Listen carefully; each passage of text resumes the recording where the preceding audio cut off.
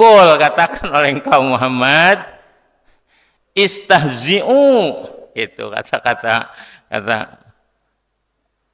engkau Muhammad, katakan kepada mereka orang-orang munafik, istahzi'u, silakan kalian mengejek-ejek Tuhan, kalian mengatakan saya ini orang muslim sejati, silakan Anda beratribut seorang muslim, silakan, seolah-olah kalian tidak tahu bahwa Allah itu tahu. Silakan Anda seolah-olah berperilaku orang muslim benar, silakan.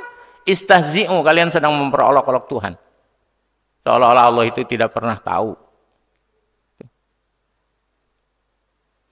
Innallaha muhrijum ma tahdzarun, sungguhnya Allah akan mengeluarkan ma tahdzarun, apa-apa yang kalian khawatirkan itu dengan perilaku kalian. Salah satunya diuji oleh Allah, yaitu dalam peperangan. Orang-orang munafik jarang yang ikut serta, alasan-alasannya banyak. Jadi ibu dan bapak sekalian, jangan suka ngomong tentang munafik sekarang mah. Kita sama-sama aja. Jangan suka mendiskualifikasi orang munafik, orang ini dan seterusnya. Apa yang kita bisa lakukan beragama, lakukan dengan baik. Mudah-mudahan Allah kemudian menyelamatkan kita dari sifat-sifat itu.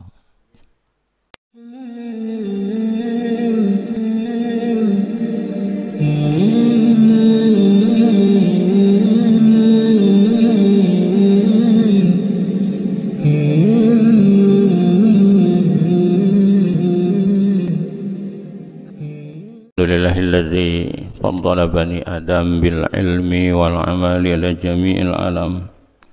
Salatu wassalamu ala sayyidina Muhammadin sayyidil arabi wal ajam wa ala alihi wa ashabihi ya nabi'il ulumi wal hikam wa ba'du. Barakatil Fatihah. A'udzu billahi minasy syaithanir rajim. Bismillahirrahmanirrahim. Alhamdulillahi rabbil alamin arrahmanir rahim maliki yaumiddin. Iyyaka na'budu wa iyyaka nasta'in ihdinas siratal mustaqim. Shalladzina an'amta 'alaihim ghairil maghdubi 'alaihim waladdallin. Amin. Pada jamaah sekalian, kita lanjutkan pembacaan surat At-Taubah mulai ayat 62. Surat At-Taubah hampir seluruhnya bercerita tentang perjuangan baginda Rasulullah SAW yang terkait dengan peperangan. Bagaimana Rasulullah SAW memperjuangkan agama Islam ini, mulai pertama diangkat menjadi Rasul dengan surat Iqra bismi rabbikal ladzi khalaq, lalu 6 bulan kemudian turun surat Al-Mudatsir, diutus menjadi Rasul. Jadi Nabi itu adalah mendapatkan wahyu, dan Rasul punya kewajiban mendakwahkan wahyu itu. Menurut para alim ulama, beliau menjadi Rasul itu ketika menerima wahyu kedua, surat Al-Mudatsir. Ya ayyuhal mudatsir qum, wahai orang yang berselimut, orang yang telah mendapatkan wahyu, tapi hampir 6 bulan kemudian Rasulullah terputus wahyunya.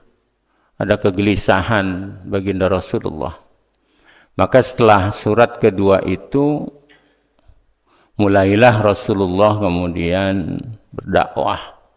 Dimulai dari orang terdekat, istri tercinta baginda Rasulullah SAW, Al-Khadijatul Kubra.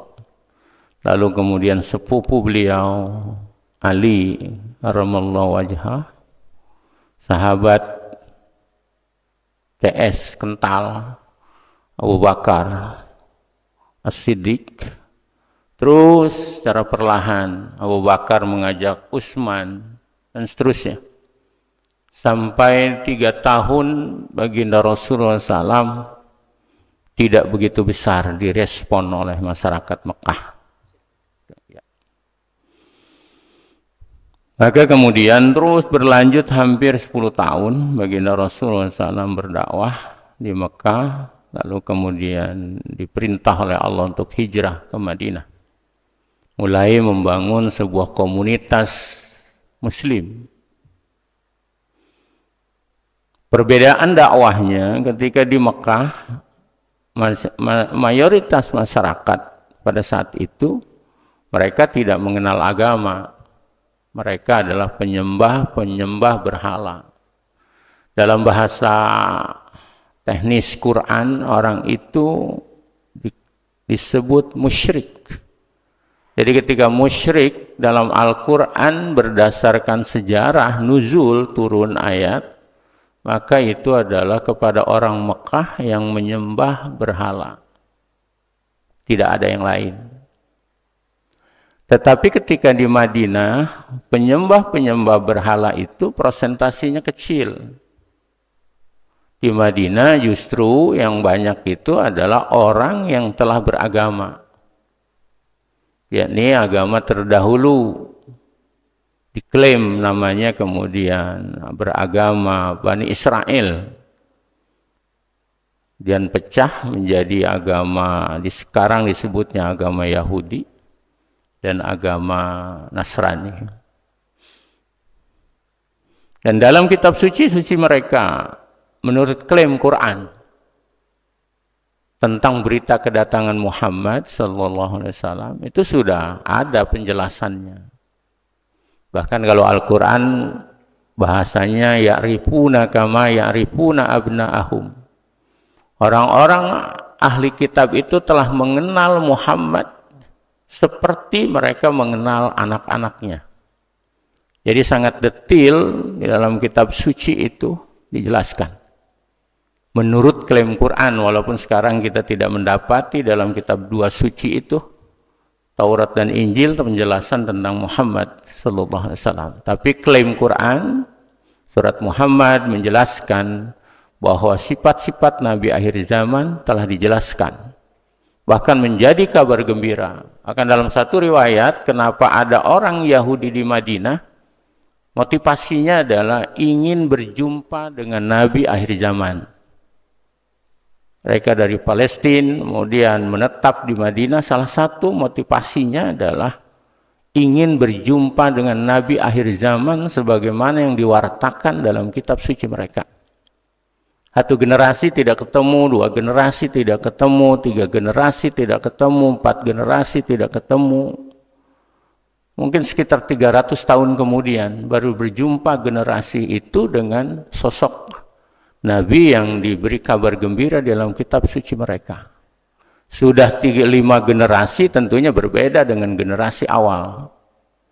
Mungkin orang-orang Yahudi di Madinah sudah tidak mengerti kenapa mereka ada di Madinah.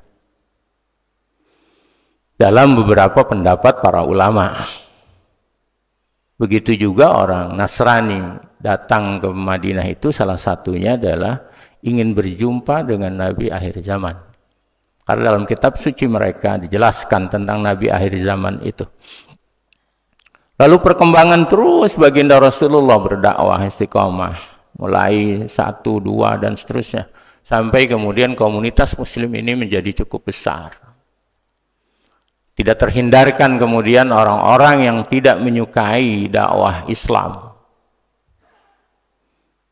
Di Mekah orang-orang musyrik yang merasa bahwa keyakinan mereka akan tersingkir dengan keyakinan baru yang disebarkan oleh Muhammad SAW. Penyembahan berhala, mereka merasa bisa berbahaya keyakinan. Karena orang-orang Arab di Mekah punya keyakinan bahwa agama asli mereka adalah penyembah berhala. Tokoh-tokoh besarnya adalah Abu Lahab, Abu Jahal, Abu Sufyan.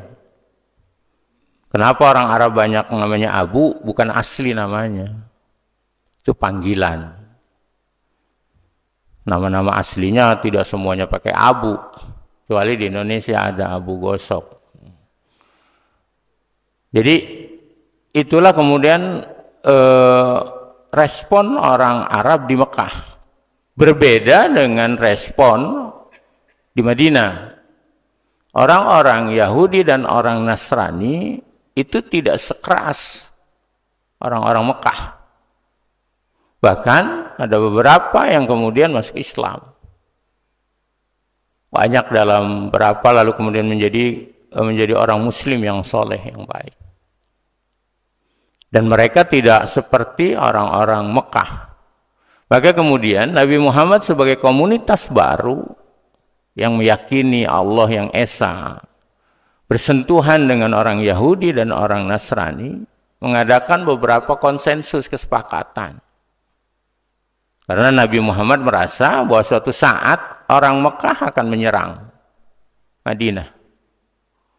Merasa ketidaksukaan. Maka kemudian Rasulullah membuat perjanjian-perjanjian dengan suku Khazraj di Madinah, suku Aus, untuk menjaga tanah Madinah dari serangan orang-orang luar.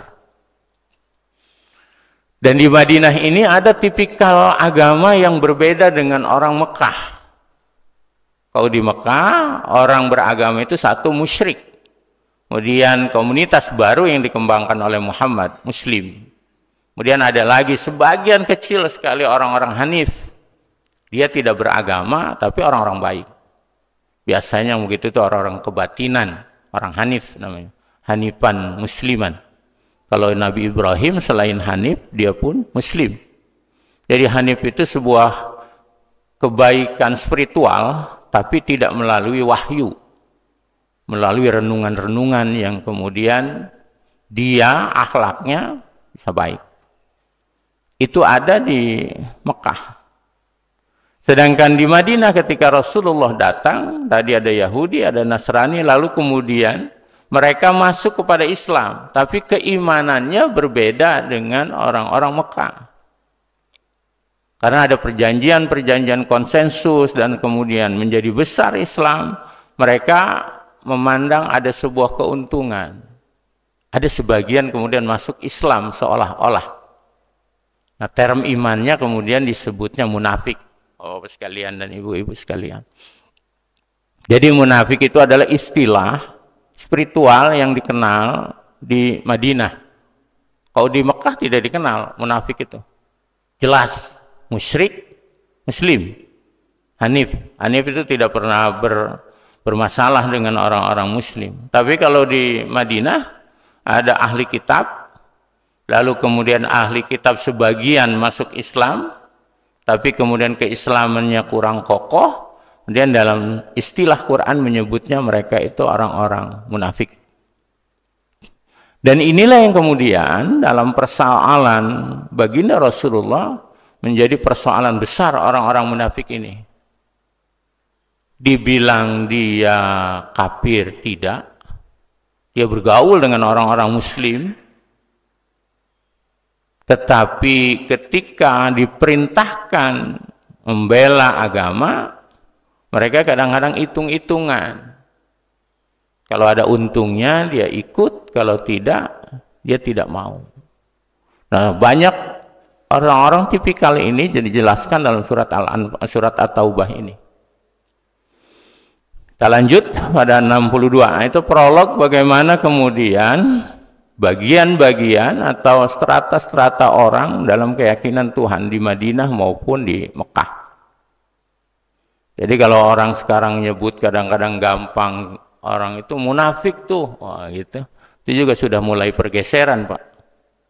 Sudah mulai pergeseran makna dari makna Quran. Apalagi kalau kemudian berdasarkan Nabi, orang munafik itu kalau ngomong bohong. Kalau kemudian berjanji, dia ingkar. Kau yang mulai, kau yang mengakhiri. Kemudian kalau dia diberi amanah, dia berkhianat. Hadisnya sahih. Tapi aplikasinya yang kemudian menjadi berbahaya kalau kita gunakan serampangan. Jadi istilah munafik dikenal oleh Al-Quran, diperkenalkan itu kepada orang-orang yang asalnya ahli kitab, kemudian dia masuk Islam. Dan itu komunitasnya di Madinah cukup lumayan. Memberikan pengaruh kepada Muslim pada saat itu. Orang-orang munafik kemudian kata Allah yahlifuna. Jadi ngomong Quran munafik itu bukan kita ya, maksudnya bukan orang yang dianggap sering oleh kita diklaim munafik, tapi ini ngomong komunitas yang asalnya ahli kitab, kemudian mereka masuk Islam, tapi kemudian ketika beragama hitung-hitungan. Ajak perang kira-kira menang ikut, kalau kalah nggak mau. Alasan dan seterusnya. Orang-orang seperti mereka ini yahlifuna, mereka bersumpah billah dengan nama Allah lakum pada kalian. Kami itu Islam muslim benar. Kami ini pejuang Islam. Liyurdukum, agar kalian suka, agar mereka mengambil kesukaan kepada kalian. Membuat orang-orang muslim suka dengan orang munafik. Wallahu, padahal Allah wa rasuluhu dan rasulnya itu ahakku, lebih berhak ayyurduhu, bahwa mereka mencari keridhaan Allah dan rasulnya. In kanu mu'minin, jika mereka benar-benar orang beriman. Ada orang-orang munafik jenis ini, ahli kitab yang kemudian masuk Islam, lalu kemudian menggerogoti Islam dari dalam. Mereka selalu berkata, meyakini komunitas muslim pada saat itu bahwa mereka juga orang muslim sejati. Kayaknya kemudian dalam proses sejarah, baginda Rasulullah diperintah oleh Allah untuk mengetes keimanan mereka. Salah satunya adalah perang. Jadi perang itu bukan hanya dalam konteks perang, tapi salah satunya adalah menguji keimanan orang-orang yang mengklaim bahwa dirinya muslim.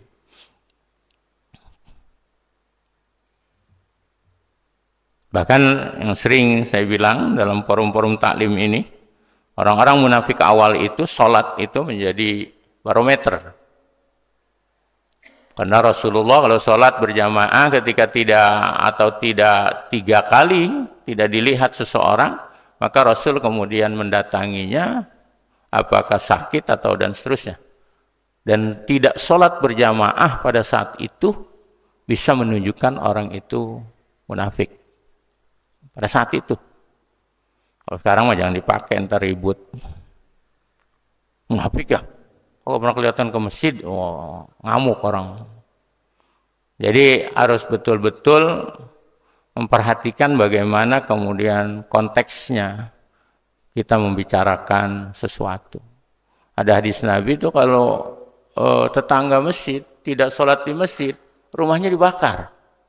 Itu kalau dipakai bisa banyak kebakaran. Karena banyak tetangga masjid nggak sholat di masjid. Dan hadisnya sahih. Bukan kesalahan teks hadis, bukan. Tapi konteksnya. Harus diposisikan pada generasi-generasi awal. Karena memang pada generasi awal, sholat itu menjadi tanda. Seorang sholat berjamaah ya. Sholat berjamaah itu menjadi tanda seorang muslim yang betul-betul, atau kelompok yang tadi, yang munafik bahasanya.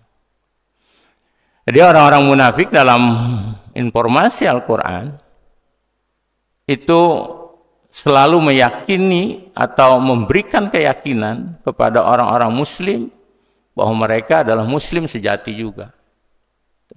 Sehingga kemudian dalam praktek keseharian tidak terlihat orang itu dengan muslim-muslim. Berbeda karakter keislaman orang-orang Mekah yang hijrah ke Madinah.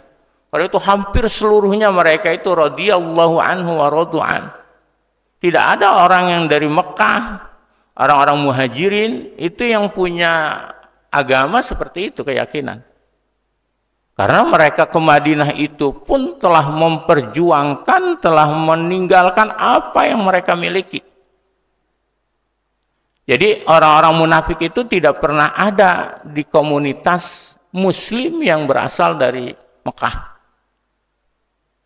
Bahkan ada seorang wanita dalam sejarahnya, dalam hadis Muslim, ketika dia hamil besar, putri dari tokoh musyrik Mekah, tokoh yaitu Abu Sufyan, punya putri menikah. Kemudian suaminya masuk Islam, begitu juga putrinya. Ketika kemudian ada kewajiban hijrah, maka suaminya minta izin ke mertuanya Abu Sufyan, tokoh musyrik. Tidak diizinkan.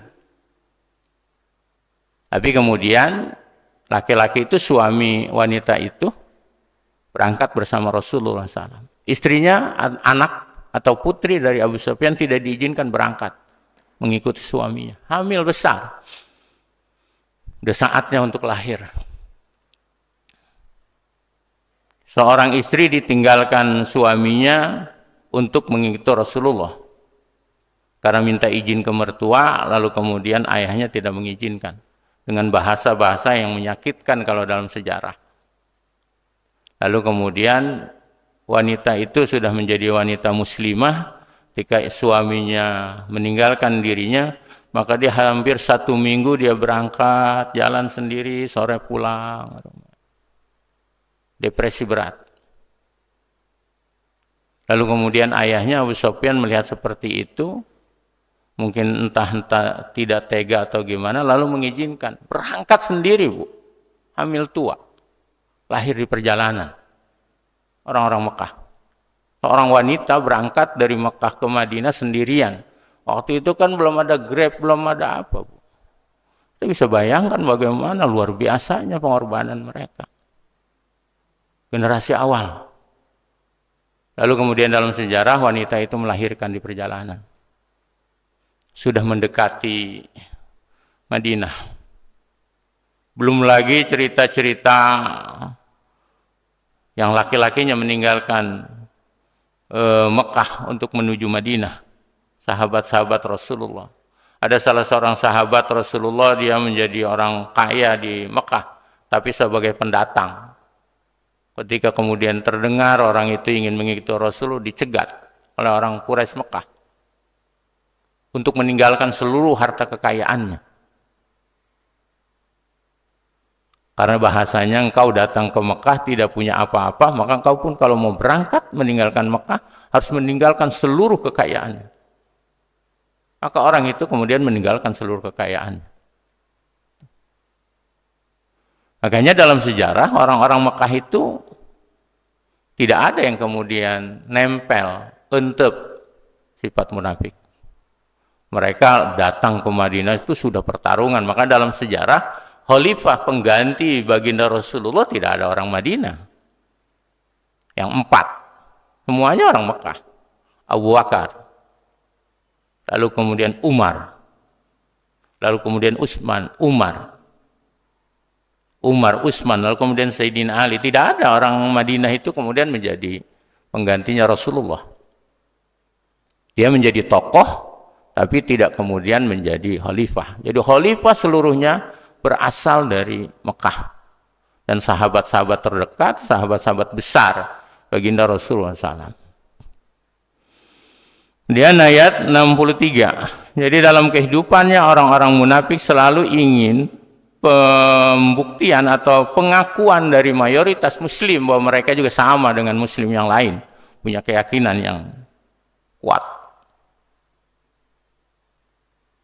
Lalu kemudian Allah mengatakan, alam ya'lamu, apakah mereka tidak tahu? Mereka siapa? Tadi tuh term istilah munafik. Siapa munafik itu? Yang tadi orang-orang Madinah yang masuk Islam, baik itu yang sudah beragama atau sebelumnya.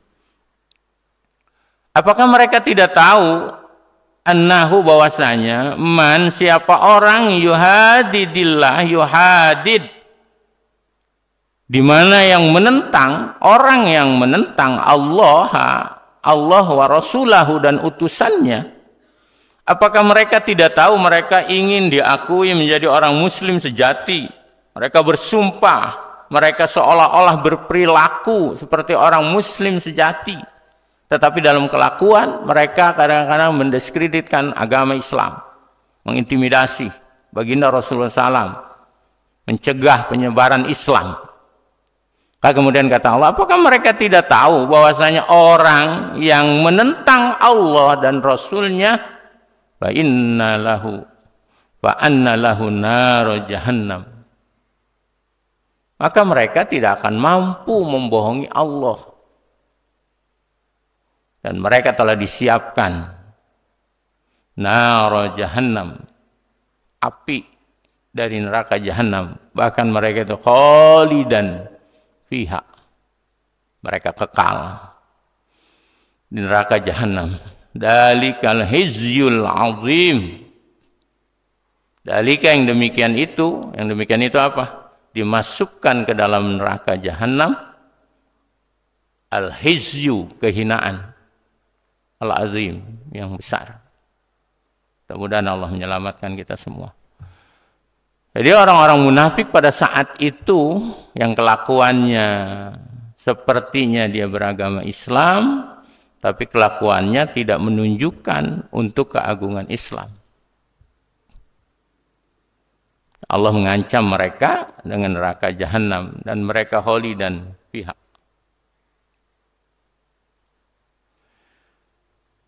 Mereka di mana-mana bersumpah meyakini, untuk meyakinkan orang-orang muslim bahwa mereka juga sama dengan mereka, punya keyakinan yang kuat.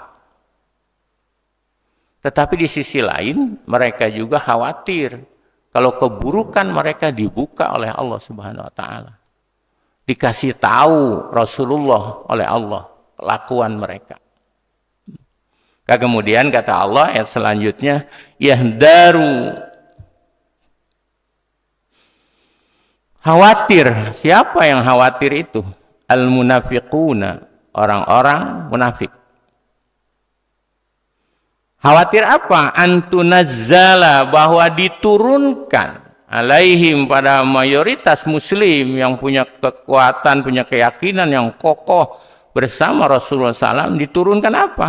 Suratun, sebuah surat. Orang-orang munafik yang kemana-mana meyakini atau supaya orang muslim mayoritas yakin bahwa mereka juga orang muslim sejati, di sisi yang lain mereka juga khawatir kalau kemudian Allah menurunkan sebuah surat yang tunabbi'uhum, menjelaskan surat itu kepada orang muslim, bima fi qulubihim, dengan sesuatu yang ada di hati mereka. Dan Rasulullah sering begitu. Allah memberitahu orang ini begini-begini. Bahkan dengan istrinya Rasulullah.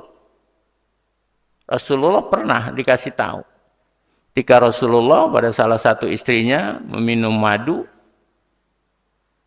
dan tidak suka istri yang lain, lalu kemudian Rasul agak untuk menyenangkan istri mengatakan bahwa ini bukan aroma madu, lalu kemudian wanita itu diberitahu kemudian oleh Allah Rasulullah bahwa wanita itu tidak suka dengan aroma madu. Bahkan kemudian ada cerita bisik-bisik. Lalu kemudian istri Rasulullah itu menceritakan sesuatu, Allah kemudian memberitahu kepada Rasulullah bahwa istrinya begini, begini, begini. Lalu kemudian istrinya itu kaget, dari mana Rasulullah SAW tahu? Jadi Rasulullah itu kadang-kadang bukan keinginan Rasulullah, Allah memberikan pengetahuan tentang itu. Kalau kita mah jangan berharap, Bu. Kalau kita malah ngaku-ngaku, wah baru aja Rasul ngasih tahu saya, stres beragamanya. Walaupun dia jubahnya gede juga stres dari sisi literasi. Yang biasanya begitu-begitu orang-orang kebatinan. Tapi dalam literasi begitu itu salah, stres. Orang ketemu Rasulullah, bukan mimpi, ketemu Rasulullah dalam keadaan terjaga. Ketemu malaikat, apalagi bisa ngedatengin malaikat, ngejagain Monas misalnya, stres. Jangan dianggap perkataan begitu itu benar secara literasi. Itu harus dikatakan bahwa itu ada penyimpangan. Jadi orang yang mengklaim bahwa dia bisa berhubungan dengan makhluk-makhluk yang namanya malaikat, Rasul, kemudian Tuhan, itu bukan orang beragama yang baik. Orang beragama baik itu tidak pernah bisa berhubungan dengan Allah secara kasat mata, kecuali keimanan. Jadi dalam perjalanan biasanya yang begitu-begitu kebatinan, Pak. Ketemu malaikat, 40 hari di Bogor, ketemu malaikat Jibril, orang stres yang gitu, Pak. Jangan didengerin omongannya. Ada lagi seorang wanita bisa mendatangkan malaikat, tuh dia bisa nyuruh-nyuruh, orang stres. Rata-rata yang begitu orang kebatinan. Hati-hati yang mulai belajar kebatinan.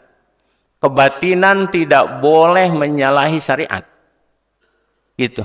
Anda boleh bermain, berzikir, apapun itu silahkan, tapi jangan pernah menyalahi syariat.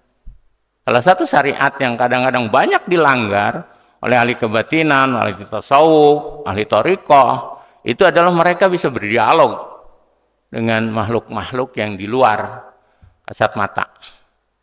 Jadi kalau ibu, bapak sekalian, walaupun udang-udangnya panjang begitu, jubahnya ngegengser, nyapu jalanan, tapi dia kalau sudah ngaku, udah jangan didengar. Itu mendekat lagi gila yang begitu, depresi spiritual. Jadi orang-orang yang dia walaupun orang baik, ibadahnya bagus, tidak pernah mempunyai klaim dia bisa berhubungan dengan Tuhan, kecuali iman. Tuh belum lama kan ada wanita tuh, dukun. Tapi orang Indonesia nyebutnya orang sakti. Bisa mendatangkan malaikat. Ada lagi yang belum lama juga, udah lama juga sih, bisa nurunin malaikat di Monas. Suruh ngambil emas. Udah orang-orang depresi itu mah. Depresi spiritual. Orang-orang yang sehat jiwanya tidak akan beragama seperti itu, Pak. Dan saya dalam karena kadang-kadang orang nganggap saya kiai gitu ya. Kadang-kadang orang suka depresi ke rumah, katanya macam-macam. Saya bilang orang depresi begitu itu. Kerasukan, itu semuanya psikologi, Bu. Nggak ada yang lain, karena tekanan jiwa. Pengalaman saya. Karena orang kadang-kadang orang stres suka ke rumah, ke pondok, suaminya begini, dengerin. Ini mah udah begitu lagi aja. Belum lama datang ke pondok pesantren. Istrinya udah maaf ya, buang air besar di situ. Nggak mau mulai dari wiridan. Lihat ini. Katanya dikerjain orang. Dengar cara ngomongnya, ini mah depresi. Bener aja. Lakinya kegalakan di rumah, beban mental. Terus saya omongin, dengerin, dia cerita, yang banyak depresi. Jadi ibu jangan juga punya perasaan lain-lain. Kalau agak aneh-aneh, jangan-jangan gue stres nih, gitu. Jangan kemana-mana. Iya, betul. Depresi. Jadi orang-orang munafik juga begitu. Aduh, jangan-jangan nih ada turun surat nih kepada komunitas muslim bersama Rasulullah yang akan menjelaskan apa-apa yang ada di hati mereka. Kalau beragama pengen sehat tuh beragama yang normal aja, Pak. Waktu sholat. Kalau mau wirid, niatnya tawajuh pada Allah. Ingin mendekatkan diri pada Allah. Jangan yang lain-lain. Karena kalau dalam surat Muhammad juga orang rajin wirid itu senang jin ngedeketin. Karena jin kagum, nggak pernah ngelihat Tuhan, nggak pernah apa, rajin wiridan. Jin biasanya ngedeketin. Itu biasanya yang tukang megangin tasbih begitu.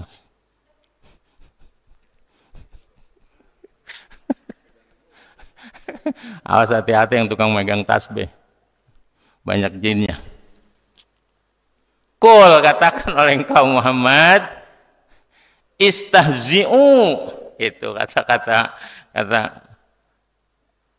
engkau Muhammad, katakan kepada mereka orang-orang munafik, istahzi'u, silakan kalian mengejek-ejek Tuhan, kalian mengatakan saya ini orang muslim jati, silakan Anda beratribut seorang muslim, silakan, seolah-olah kalian tidak tahu bahwa Allah itu tahu. Silakan Anda seolah-olah berperilaku orang muslim benar, silakan. Istahzi'u, kalian sedang memperolok-olok Tuhan. Seolah-olah Allah itu tidak pernah tahu. Innallaha muhrijum ma tahdzarun. Sungguhnya Allah akan mengeluarkan ma tahdzarun, apa-apa yang kalian khawatirkan itu dengan perilaku. Dengan perilaku kalian, salah satunya diuji oleh Allah, yaitu dalam peperangan. Orang-orang munafik jarang yang tidak, atau jarang yang ikut serta. Alasan-alasannya banyak. Jadi ibu dan bapak sekalian, jangan suka ngomong tentang munafik sekarang mah. Kita sama-sama aja. Jangan suka mendiskualifikasi orang munafik, orang ini dan seterusnya. Apa yang kita bisa lakukan beragama, lakukan dengan baik. Mudah-mudahan Allah kemudian menyelamatkan kita dari sifat-sifat itu. Ente munafik nih, janji nggak pernah tepati itu.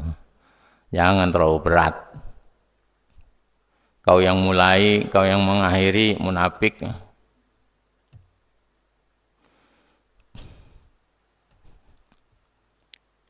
Wala in sa'alta. Lalu kemudian kata Allah ayat 65. Wala in sa'alta wa, dan la, sungguh, in jika sa'alta engkau bertanya kepada mereka. Muhammad, engkau bertanya pada orang kelompok itu, orang kelompok munafik, itulah yakulunna, mereka akan ngomong begini, innama kunna nakhudu wa nal'ab. Kami begitu-begitu itu tadi cuma ya bercanda-canda aja itu. Kami ya nggak usah diambil hati lah, gitu. Kata orang-orang yang kelompok tadi itu. Kalau beragama yang serius, yang benar, yang enggak ini mah jangan ambil hati lah, gitu. Qul, katakan oleh kaum Muhammad, billahi wa ayati, apakah dengan Allah dan ayatnya dan Rasulnya kuntum tastahzi'una, kalian bermain-main, bercanda, berolok-olok. Nanti dalam perilakunya, saya ulang-ulangi lagi, itu kan terbukti nanti dalam ujian peperangan. Kalau kemudian orang-orang munafik, dan orang ikut di tengah perjalanan pulang. Orang munafik tuh. Orang yang semangat berangkat, waktu belum berangkat, nah ayo, udah berangkat, enggak, mau ke Bogor, misalnya. Jadi kalau belum waktunya, mah ayo, udah waktunya ngepot. Di Madinah waktu itu orang perang, berkoar-koarnya kenceng, kalau udah pasnya paling duluan nggak adanya. Rasulullah ketika belum diwajibkan perang, itu banyak orang-orang, Rasul lawan lah, masa sih gitu. Pas sudah diwajibin, mereka yang nggak ikut. Apa modelnya? Model kenek. Bogor. Dianya nggak naik. Calo. Perang. Giliran perang, nggak ada yang pergi. Kalau dibilang gitu, jangan diambil serius lah. Kami mau canda-canda aja sih. Wanal'ab. Maka terakhir ayat 66, hitabnya ayat ini, kata Allah, la ta'tadiru. Jangan kalian memberikan alasan-alasan. Udur. Jangan kalian memberikan alasan begini. Qad kafartum ba'da imanikum. Sungguh kalian itu kelompok orang yang telah kafir setelah kalian iman. Kalian masuk Islam, tapi kalian tidak menjaga keimanan itu untuk taat kepada Allah dan Rasulnya. Inna'fu, kata Rasulullah, kalau saja aku memaafkan antaifatin, dari segolongan orang, minkum, dari kalian, tapi nu'adzib ta'ifatan, kata Allah, Muhammad, kalau engkau juga memaafkan mereka sebagai kemanusiaan, tapi nu'adzib, kami, kata Allah, akan menyiksa ta'ifatan bi'annahum kanu mujrimin, karena mereka sebagai golongan yang berbuat dosa. al-munafiquna wal munafiqat, laki-laki munafik, perempuan yang munafik, ba'duhum min ba'd. Mereka itu saling bantu antara satu dengan yang lainnya. Ya'muruna bil munkar, mereka menyuruh, dorong orang berbuat kemunkaran, wa yanhauna 'anil ma'ruf, dan mereka melarang orang berbuat kebaikan. Terbalik dengan orang muslim. Kalau orang muslim ya'muruna bil ma'ruf wa yanhauna 'anil munkar. Kalau orang munafik ya'muruna bil munkar wa yanhauna 'anil ma'ruf. Mereka menyuruh kemunkaran, wa yanhauna 'anil ma'ruf, dan mereka melarang dari ma'ruf, kebaikan. Wa yaqbiduna aydiyahum. Mereka kesel. Kemudian digambarkan oleh Al-Qur'an, mereka menggenggam tangan mereka karena kesal melihat perkembangan Islam pada saat itu. Nasullah, mereka melupakan Allah, panasiyahum, maka Allah pun akan melupakan mereka kelak di akhirat. Innal munafikina, sesungguhnya orang-orang munafik, mereka itu al-fasiqun, orang-orang yang fasik. Shadaqallahul azim.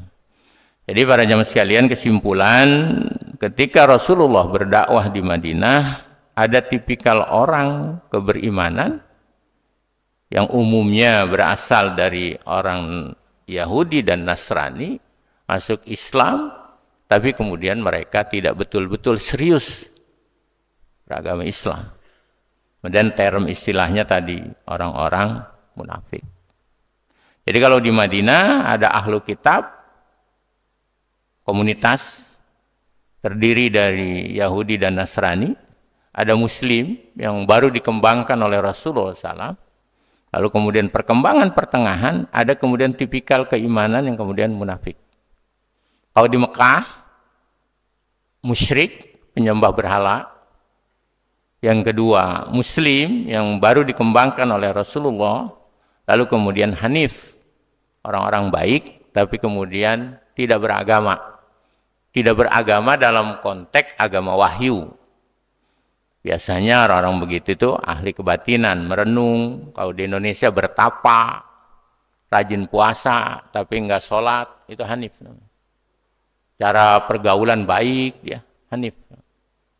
Tinggal satu lagi mestinya, kayak Ibrahim, Hanifan, Musliman. Kebaikan, akhlak, kebaikan, ibadah harus disandarkan kepada wahyu. Sebagai seorang muslim yang tunduk kepada aturan wahyu. Itu para jamaah sekalian, mudah-mudahan bermanfaat pada pagi ini, dan kita tutup dengan Ummul Quran. Barakatil Fatihah. A'udzubillahi minasyaitonirrajim. Bismillahirrahmanirrahim. Alhamdulillahirabbil alamin arrahmanirrahim maliki yaumiddin. Iyyaka na'budu wa iyyaka nasta'in. Ihdinas siratal mustaqim. Shiratal ladzina an'amta 'alaihim ghairil maghdubi 'alaihim waladdallin. Kafaratul majlis, subhanakallahumma wa bihamdika, asyhadu an la ilaha illa anta, astaghfiruka wa atubu ilaik. Assalamualaikum warahmatullahi wabarakatuh.